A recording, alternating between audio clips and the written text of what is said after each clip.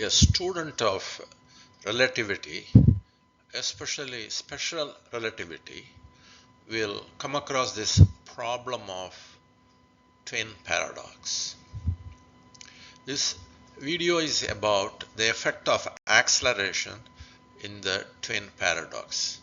This is not a primer on twin paradox or special relativity. There are many books and videos available for those topics. I recommend especially the book by Taylor and Wheeler for the fundamentals of relativity. Many people claim the acceleration you would see when I explain the twin paradox does not play a role in resolving the paradox. And there is only one person, his name is Lucas Rafaz, and his video is called Physics Problems and Solutions.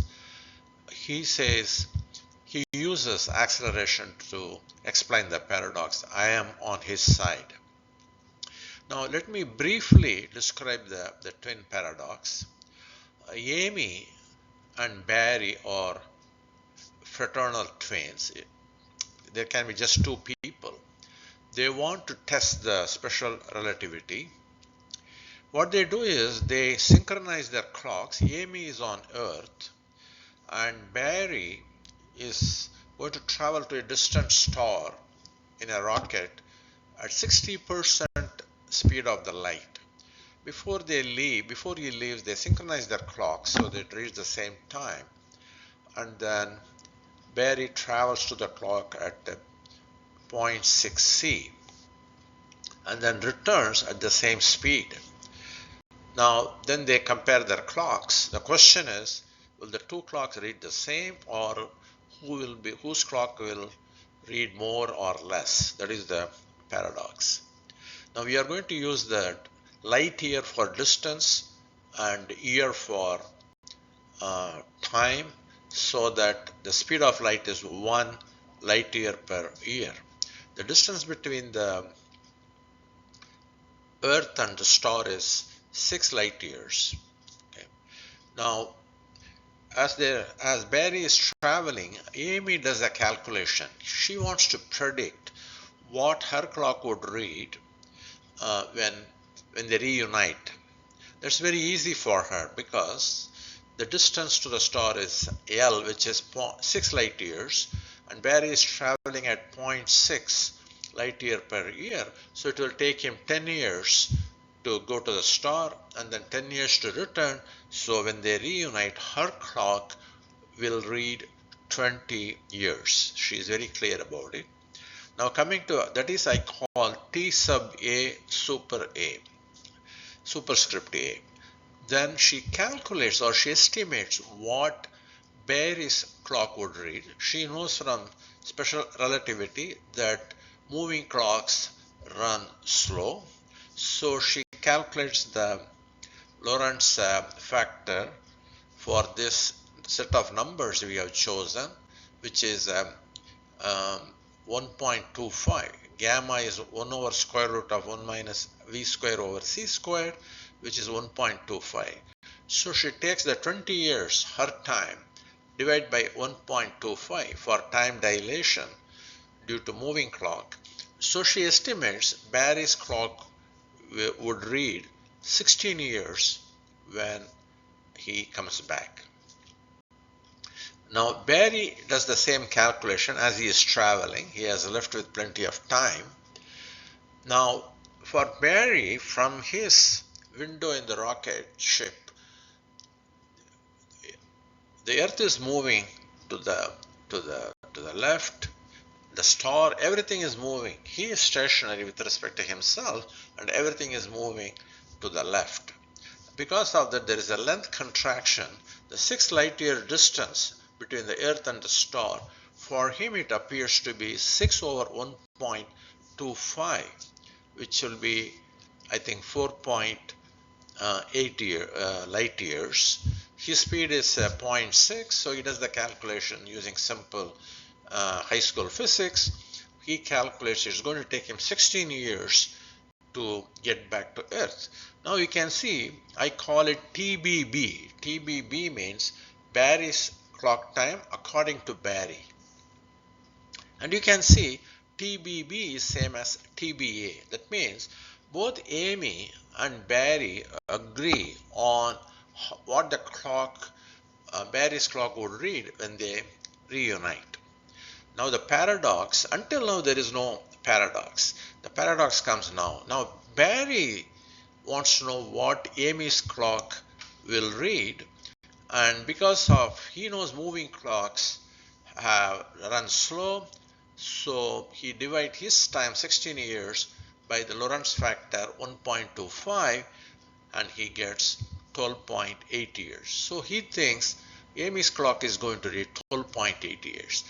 That doesn't square up with what Amy thinks, which is 20 years. So there is a difference between Amy's calculation and Barry's calculation of what Amy's clock would read. Either it's 20 or 12.8. That's what we are going to resolve. Now we can see in this, we never consider the acceleration. For Barry to reach the star, he has to come to a stop and then he has to turn around and travel back to Earth. That means at some point he has to slow down and pick up speed in the other direction, which is essentially a deceleration and acceleration, or acceleration in towards the Earth. Okay, so that is not considered in these calculations. So this video is about the effect of acceleration.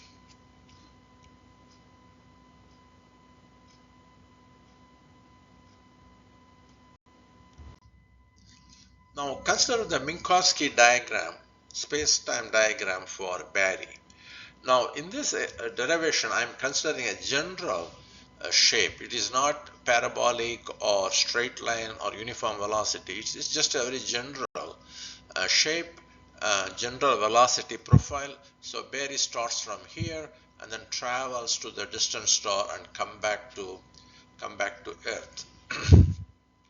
Now if you take any point in the Minkowski diagram, the horizontal axis is x-axis, the vertical axis is time, but we use CT for convenience. So at any point, Barry is at a distance x from Earth and the time is CT or T, you can assume.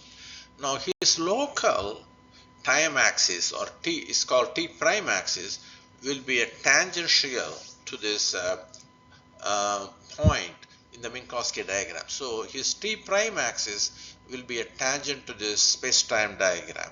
So I call it CT prime. It makes an angle theta with the vertical axis or the CT axis. Now the x prime axis of Barry's in the local coordinate, the x prime axis will be such that the 45-degree line, that is the speed of light, will bisect always the x prime t prime axis or xt axis, because speed of light is same for all reference frames. So the x prime axis will also make an angle theta with the x axis, because it has to be equally inclined like the t prime axis. Now if we extend the x prime axis back, that represents constant t prime. The x prime axis represents constant t prime. So the point it intersects with the t axis, this is called line of simultaneity, and this point the time is TAB, that is Amy's time according to Barry. Okay, and you can see that time TAB is less than T, that is Amy's clock time, by an amount delta. So we can write this equation CTAB equals CT minus delta. The delta can be calculated as x tan theta, because theta is this same as this angle theta because of they are opposite angles. So we can write this as x tan theta. Tan theta is nothing but the speed of instantaneous speed of Barry, which is dx by dt, but we have to add a c because we are using c dt as the coordinate, and dx by dt is v, so this becomes v over c. Now dividing the throughout by c, we get a beautiful equation.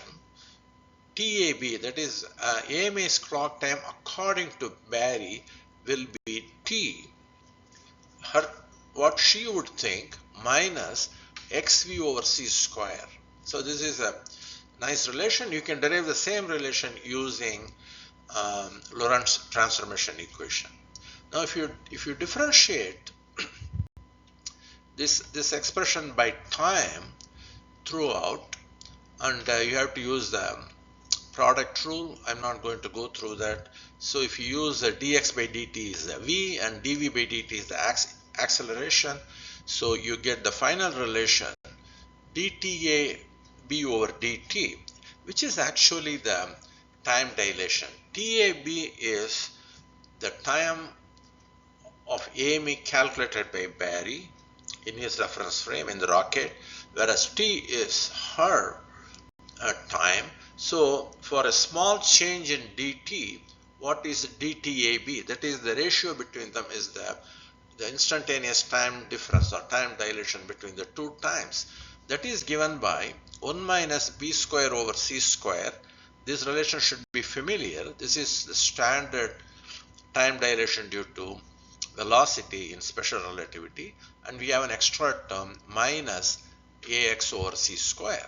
So this minus ax over c square as the acceleration term, that is the effect of acceleration. If there were no acceleration, if you are going at a constant speed, like the standard twin paradox problem, then there won't be any acceleration. This represents the time dilation that everybody knows, 1 over gamma square. So this is 1 over gamma square, and this is, so I call minus ax over c square as the time dilation due to acceleration. Now we apply this to the present problem. Now if you look at the problem at hand, Barry travels at a constant speed, goes to the star, and then instantaneously turns around. We never explain how he turns around, but instantaneously he turns around and comes back to Earth. So if you draw the lines of simultaneity, it will be given by these dotted lines when he is on his outbound trip. Okay. So for his outbound trip, this is the x prime axis. At the time of turning, this is the x prime axis. So this is the time he estimates for AMA's clock. This CT, AB, O is the outbound. Now when he suddenly accelerates and turns around, he is on this line, and his line of simultaneity suddenly instantaneously turns around. Now the time jumps to CTAI. That is the time he estimates. This jump happens, the jump denoted by the red line happens because of the instantaneous acceleration. Then you have these lines of simultaneity going in this direction, and then finally he reaches Earth. But suppose this turnaround happens with a uniform acceleration in a very small arbitrary time delta t. What will happen is he goes in a straight line up to this point here, then he has a uniform acceleration, mean this line will be this space-time diagram, his world line will be a parabolic curve, and then he will go in a straight line again. Now if you look at the lines of simultaneity, it will not change immediately. It can see it changes rapidly, but continuously, and then you can explain the time for AME moves much faster. Or if you say AME's time runs normally, then Barry's time runs very slow during that parabolic path. That is because of the time dilation. Now we apply our formula. First, for the straight line case, the acceleration can be represented by a Dirac's delta function, and so we can say the acceleration actually is negative 2v delta t.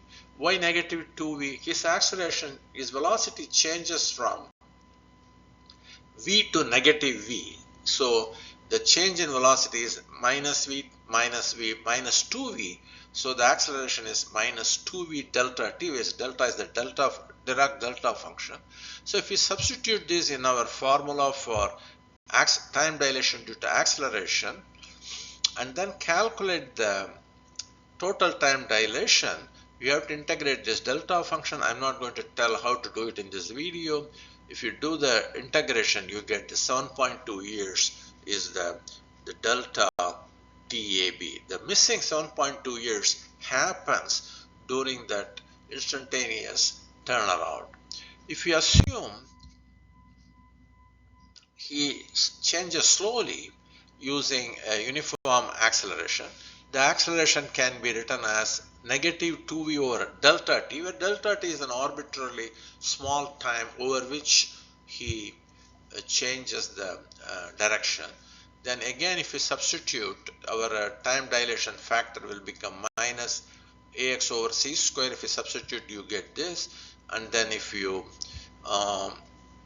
calculate the total time dilation during that time, it's very simple integration. You just multiply by, because everything is a constant, you multiply by delta t, you get 2vl over c square, which is again 7.2 years. So the 7.2 years jump that happened in Amy's clock can be accounted by this acceleration. So instead of telling her clock's jumps, I would say Amy's clock runs the normal fashion, whereas there is a time dilation due to acceleration in slowdown in Barry's clock. Now, we derive this. If you look at the derivation, there was no general relativity or gravitation, nothing was used. It's just we used the Minkowski diagram and we used the simple calculus and we derived minus ax over c square. We can have a similar argument using gravitational acceleration. We can also derive a similar expression, the time dilation due to uniform gravitational acceleration equal to minus gh over c square, where g is the uniform acceleration. You pretend that the acceleration is the earth is almost flat, and then the acceleration is almost uniform, and you can see the time difference between on the surface of the earth and where Amy is, and at a distance h where Barry is, you can derive minus gh over c square, and I will show that in the next video. I will use gravitational equations to derive the same expression. Thank you.